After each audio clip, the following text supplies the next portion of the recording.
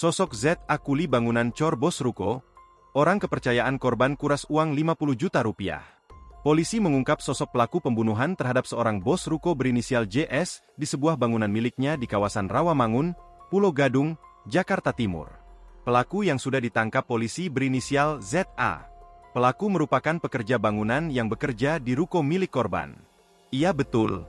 Pelaku, kuli yang merenovasi bangunan, pelaku tinggal juga di lokasi, kata Kasat Reskrim Polres Metro Jakarta Timur AKBP Armunanto Hutahayan saat dihubungi, Rabu, 26 Februari 2025. Pelaku berinisial ZA kuli bangunan yang sedang merenovasi ruko milik korban. ZA juga diketahui orang kepercayaan korban. ZA diketahui menguras uang ATM korban hingga 50 juta rupiah usai membunuh JS di ruko yang sedang direnovasi JS. Kasat Reskrim Polres Metro Jakarta Timur AKBP Armunanto Hutahayan mengatakan hingga saat ini, penyelidikan terus berlangsung untuk mengungkap lebih banyak fakta terkait kasus pembunuhan JS. Menurutnya korban sudah tidak bisa dihubungi sejak 16 Februari 2025. Karenanya pihak keluarga, terutama sang istri melaporkan korban hilang setelah ia tidak pulang dan tak memberikan kabar. AKBP Armunanto mengatakan setelah melakukan penyelidikan intensif, polisi akhirnya menangkap pelaku pembunuhan JS. Pelaku berinisial ZA kuli bangunan yang sedang merenovasi ruko milik korban. ZA juga diketahui orang kepercayaan korban. Iya betul, pelaku merupakan kuli yang merenovasi bangunan, dia juga tinggal di lokasi, kata Armunanto. Meskipun pelaku telah diamankan, polisi masih mendalami motif di balik aksi keji ini. Dugaan sementara, pembunuhan tersebut bisa saja berkaitan dengan masalah pribadi atau sengketa antara korban dan pelaku.